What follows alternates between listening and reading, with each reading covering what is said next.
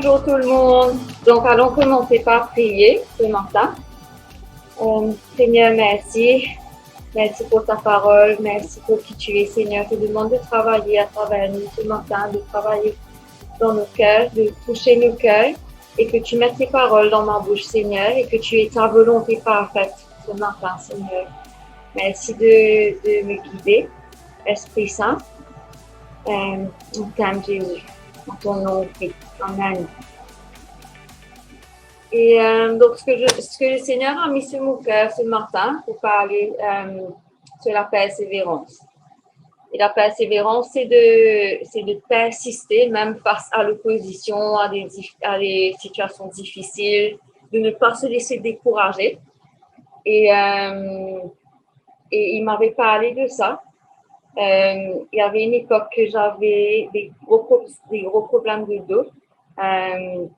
Et c'est là qu'il m'avait parlé de la persévérance dans la foi, la persévérance dans la prière. Et parce que j'avais très, très mal au dos, je ne pouvais pratiquement plus rien faire, je vivais en douleur et je commençais vraiment découragée. Et là, j'ai appelé le Seigneur et c'est là qu'il a commencé à me parler de la persévérance. Et il m'a donné 3 exemples. Donc, l'exemple de la veuve, l'histoire du mauvais juge et la veuve, et l'histoire de Zaché, et de la femme qui perdait du sang. Donc, donc je vais élaborer dessus, sur les 3.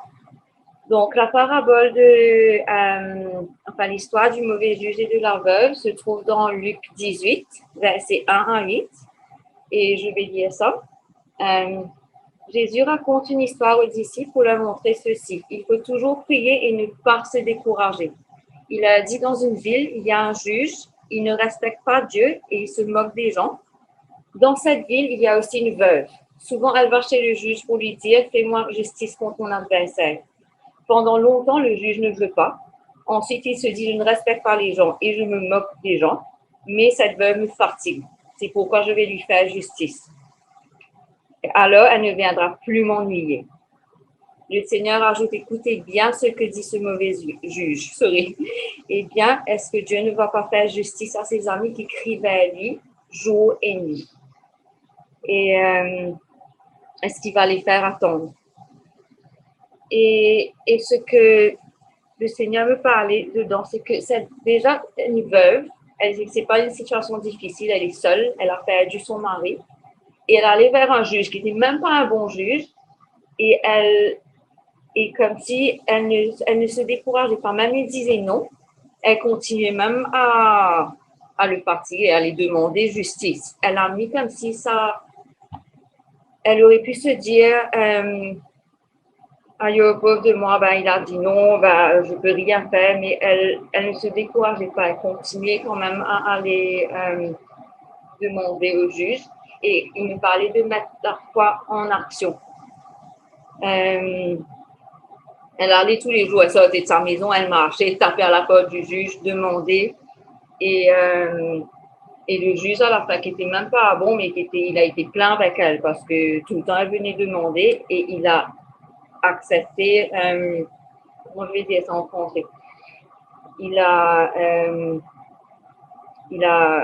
a donné justice à la fin. Et ce que aussi Jésus a dit, est-ce qu'il ne va pas faire justice à ses amis qui crient vers lui jour et nuit? Et donc de ne pas se décourager parce qu'on vit dans une génération que on a tout tellement facile. Et comme si on oublie ce que c'est la persévérance. Et même s'il n'y a rien qui se passe, elle continue à aller, elle n'arrêtait pas. Et maintenant, comme si de nos jours, juste comme si on doit aller acheter quelque chose à la boutique, on dit, il faut que je rentre dans la voiture, il faut aller rouler jusqu'à là-bas, là, revenir avec notre barquette de poulet. Et à l'époque, il faut que les gens les chassaient.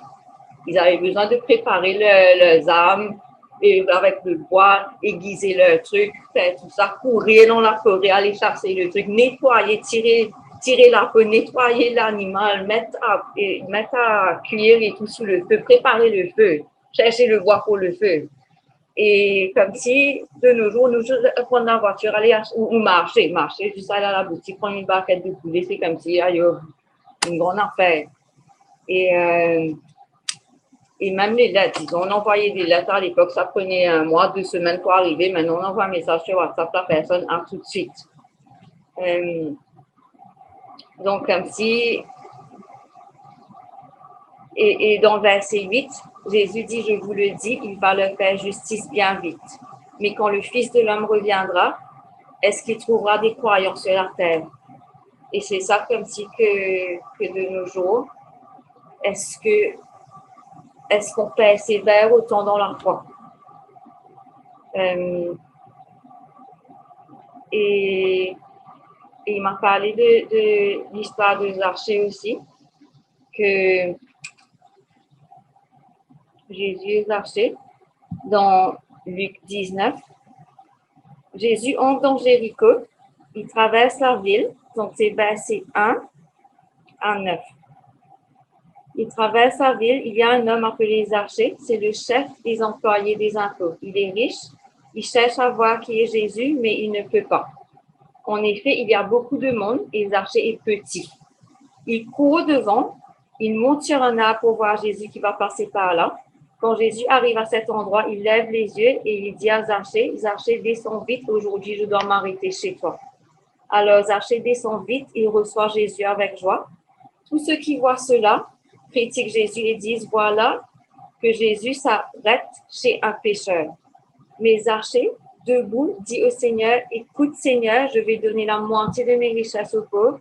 Et si j'ai pris trop d'argent à quelqu'un, je vais lui rendre 4 fois plus. Alors Jésus lui dit, aujourd'hui, Dieu a sauvé les gens de cette maison, oui, Zachée aussi et de la famille d'Abraham. Et ce qui m'a frappé avec Zachée, c'est que, pareil, il y avait une foule et il était petit. Tout le monde, les gens pouvaient voir Jésus, il était petit, n'arrivait pas à voir. Il aurait pu se dire, parce que je suis petit, je ne peux pas voir Jésus.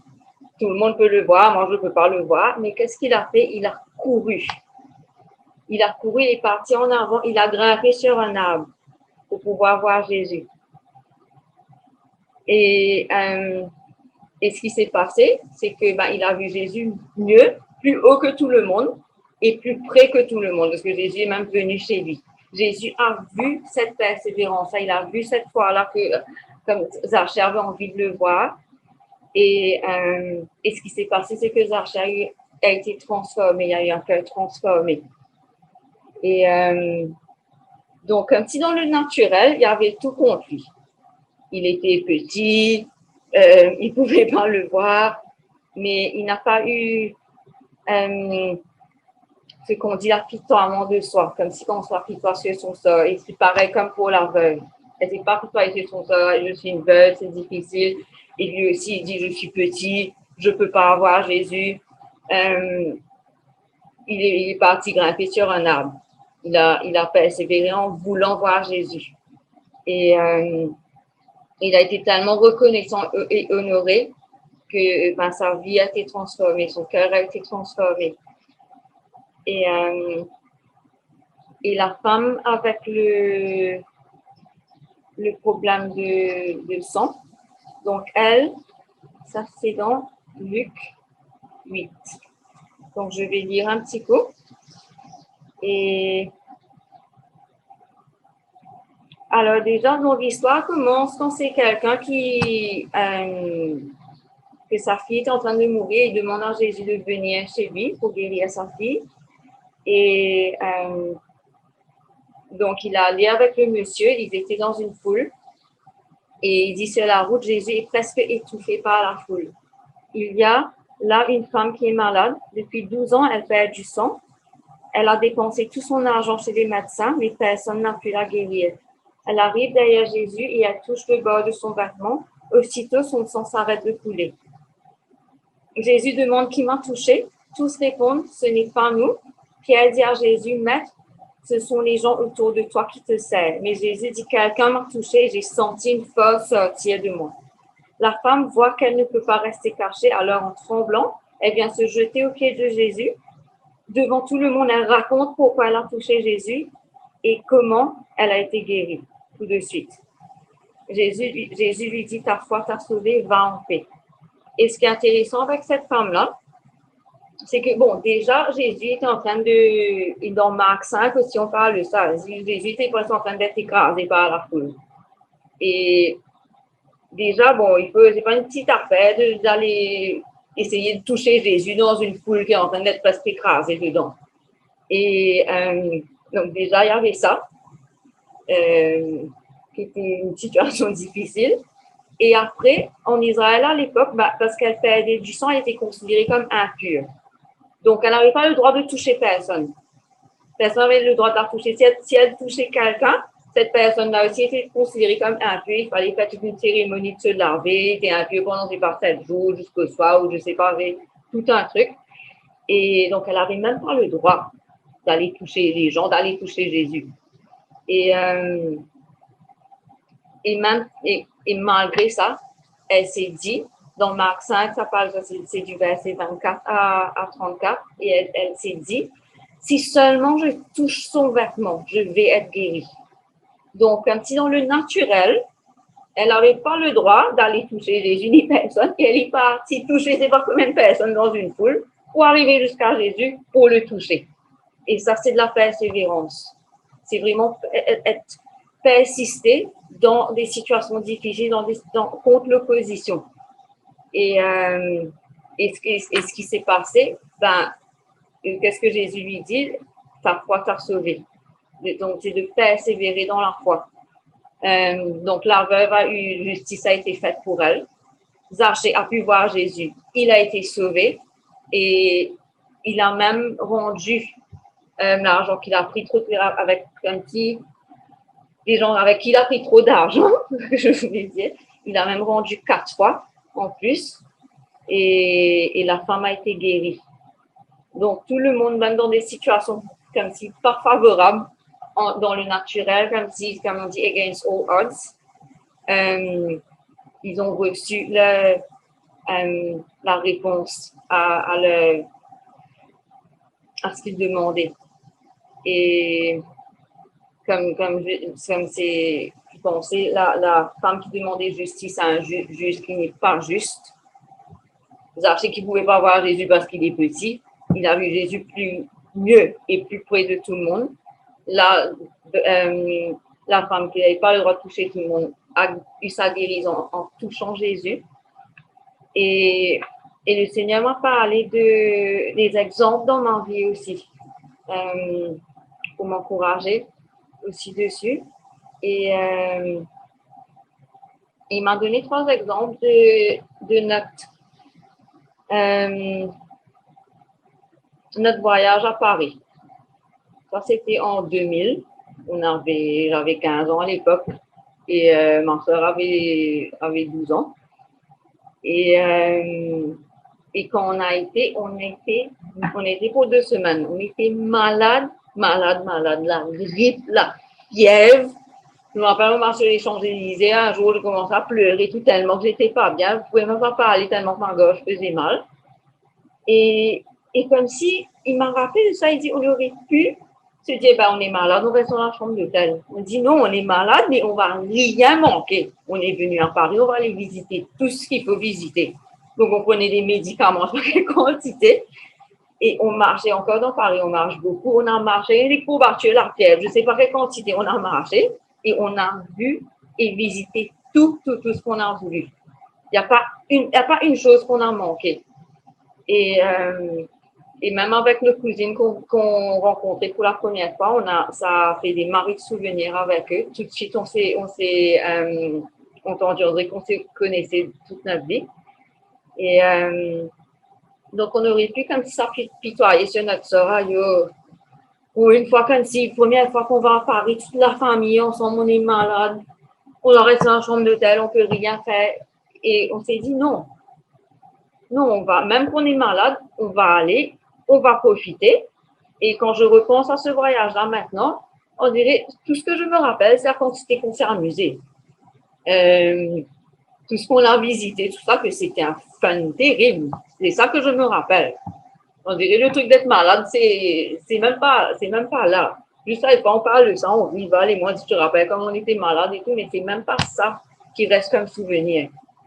Et, euh, et il m'a rappelé aussi qu'on avait, c'était à Dieuban en 2004, et on avait vu un fer à lycée. Et à l'époque, on est en 2021 maintenant, à l'époque, ça coûtait 1500 rondes. Maintenant, en 2021, s'il faut que j'achète une affaire 1500, je vais dire, c'est trop cher, je ne sais pas si on peut acheter ça. Hein. Et on n'avait pas d'argent du tout. Du tout, comme si, juste même pour manger, on mangeait comme si, on n'avait même pas vraiment assez, on sortait de Maurice, on buvait, je sais pas quelle quantité de bête Nesquik par jour, on mangeait des pains baguettes avec des tranches de fromage craft cette épaisseur-là. Et là, on arrive à manger des petits pains. Enfin, en Maurice, on ne connaît pas ça en Afrique du Sud, des pains albaniques. C'est comme si des pains tranchés, on dirait plastique, avec un petit peu de fromage. Et ailleurs, on avait faim tout, parce qu'on n'avait pas, on n'avait même pas, on n'avait pas assez d'argent. Mais dans tout ça, le Seigneur nous a vraiment bénis, il a pourvu à manger pour nous et tout ce qu'on avait besoin. Et on a mis dans notre tête, on dit Seigneur, on aurait aimé avoir, on veut avoir ce fer à lycée-là. Et je ne sais pas comment le Seigneur a pourvu, les gens nous ont bénis avec de l'argent et tout ça. Même les gens riches à l'époque, vous êtes, n'avaient pas des fers à lycée comme ça. C'était vraiment le meilleur. Et on a eu notre fer à lycée. On aurait pu se dire, on n'a pas d'argent, ben on n'aura pas. On ne peut pas avoir. Ça, c'est les autres personnes qui ont de l'argent qui peuvent avoir ça. On a dit non. Et un autre exemple encore, que le Seigneur m'a montré, j'avais essayé un parfum, si en Afrique du Sud, même encore. J'avais essayé un parfum, Lacoste Touch of Pink, j'avais adoré ce parfum. Et comme si pour moi c'était le parfum, ça sentait maribon. Et ben, j'ai essayé ça, j'ai une allergie terrible avec le parfum. Et teigner, mes yeux piqués se fermaient, tout, je même pas, mes yeux coulaient. Et je me dis peut-être qu'il y avait un problème avec celui-là, j'aurais essayé une deuxième fois, même en fait c'était pire, la deuxième fois c'était encore pire. Comme si je ne pouvais même pas, mon nez était bloqué net. Comme si tout pique pas, ça, je ne pouvais même pas ouvrir mes yeux. Et je me suis dit, Seigneur, mais je veux ce parfum-là. Ça sent maribon, c'est ça que j'aime et c'est ça que je veux. Donc, comme si j'ai dit, ben, je prends pas, non, c'est même pas dans le, comment je vais dire ça en français? I didn't take no for an answer. Je ne sais pas comment dire ça en français, vous êtes. Mais non, on n'était même pas dans l'équation comme si. C'est comme, quelque part, c'est comme la veuve. Elle prenait pas, non, c'était pas une réponse pour elle. Donc, elle partait même. Et le monde de justice. Et là, ben, j'ai pu utiliser le parfum. Après, j'avais plus d'allergie du tout. Et j'avais la bouteille de parfum chez moi après. Et l'allergie était partie complètement et j'aurais pu me dire, ben, je suis allergique, tant pis, il faut que j'achète un autre parfum. Je ne peux pas utiliser ça. C'est ce que je vais faire. Et le dernier exemple, ben, bien sûr, que le Seigneur m'a montré, ben, je ne pouvais pas tomber enceinte. Scientifiquement, naturellement, ce n'était pas possible. Je ne vais pas rentrer dans les détails, mais c'était pas possible. Et je me dis, je ne peux pas tomber enceinte, ben, on voit peut-être d'autres options, adopter ou ben, j'aurai jamais d'enfant. Il faut que je me fasse à l'idée. Et ça, j'ai été découragée dedans. Ça a pris des années. Et on a eu beaucoup de personnes qui ont prié pour nous. Et surtout, il y a une amie, elle s'appelle Justine, elle est en Afrique du Sud, qui a eu beaucoup de foi et ça m'a encouragée. Elle me disait toujours, j'attends de voir à quoi on va ressembler, un mélange de toi et Roger. Et j'ai lu des versets dans la Bible qui disent, Seigneur, c'est ta volonté que j'ai un enfant. Voilà ce que ta parole dit. Je crois ta parole au-dessus des faits. Voilà, dans le naturel, je ne peux pas avoir d'enfant, mais ta parole dit ça. Et Un mois après, je suis tombée enceinte. Et il y a Luc maintenant qui est en train de dormir en bas. Et c'est ça comme si que je voulais vraiment vous encourager, que malgré les situations, malgré ce qui se passe dans le naturel, de croire ce que la parole dit. Comme on dit, against all odds, de croire ce que la parole dit. On était malade, on a eu les meilleures vacances de notre vie.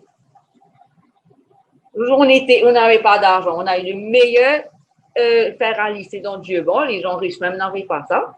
J'ai une allergie avec un parfum. J'ai pu avoir ce même parfum-là sans être allergique. Je ne pouvais pas avoir d'enfant. J'ai un enfant.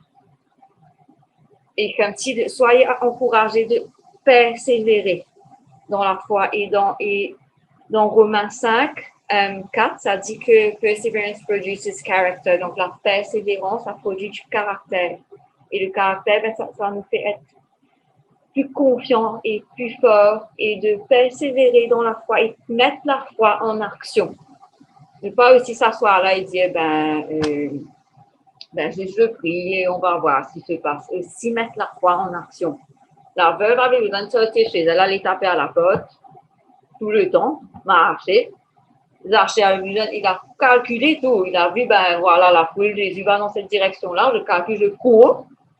Je grimpe sur l'arbre, il fallait grimper sur l'arbre. Et la dame avait besoin aussi de trouver se battre dans une foule pour arriver jusqu'à Jésus. Et donc, il faut take action, il faut mettre la foi en action. Il a dit que la foi en action et la foi sans action est morte. Donc, et c'est ça la persévérance aussi, c'est de mettre la foi en action, de persévérer. Et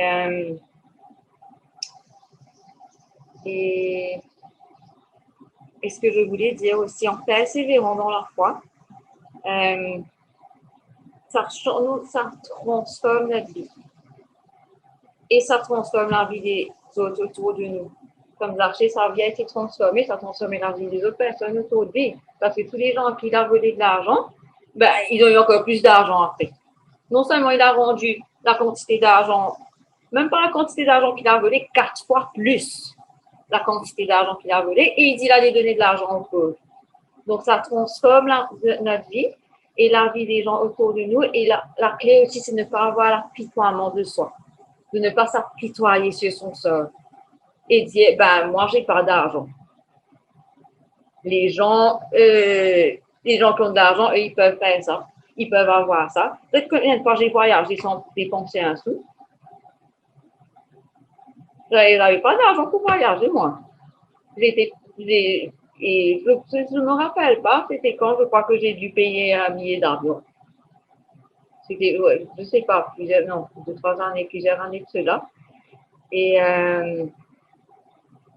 de ne pas. On peut se dire, moi, ma santé. Et ça, le Seigneur me parle beaucoup. Ça, il me parle beaucoup de la persévérance par rapport à ma santé aussi. Je dis, avec ma santé, je ne peux pas faire ça. Il y a ça qui m'empêche, Et de ne pas se laisser décourager et de s'apitoyer sur son sort. De quoi, pauvre de moi. C'est ça une des clés aussi, quelque chose de très, très important, de ne pas se dire pauvre de moi. Ça, je ne peux pas, ça, je n'ai pas. Avec le Seigneur est tellement, tellement plus grand que ça. Même si notre situation, dans le naturel, le Seigneur ne va pas dire, il ne va pas, elle n'a pas d'argent, elle ne pourra pas faire ça. Elle ne peut pas. Il est tellement, tellement plus grand. Et le Seigneur peut tout faire. Et aussi, quand on était à Paris, on n'était même pas chrétienne. Puis on s'est dit, non, on va profiter, on va visiter partout. Mais combien de fois, et on a eu des top de vacances. On s'est amusé, mais combien de fois plus avec le Seigneur? Même si on n'était pas chrétienne et qu'on a pu s'amuser à ce point-là et enjoy nos vacances vraiment to the full, complètement, combien de fois plus avec le Seigneur? Et Et je vois aussi comme même ce voyage-là, ça a été une bénédiction pour mes cousines et ma tante aussi qui sont venues. Parce que avec mes cousines, c'est là on a bond. Je ne sais pas le mot français pour ça, mais que on s'est vraiment, c'est la première fois qu'on se rencontrait, on s'est rapprochés et elles aussi, elles ont de marées de souvenirs. Depuis ça, quand notre relation a été construite, on s'est amusés comme l'école, nous quatre. Et on n'arrivait même pas à bien parler parce qu'elle parlait l'allemand. Et donc, c'était 2-3 mots de français, 3 mots d'anglais par là, mais ça aussi, on n'a pas laissé le langage comme s'il nous arrêtait.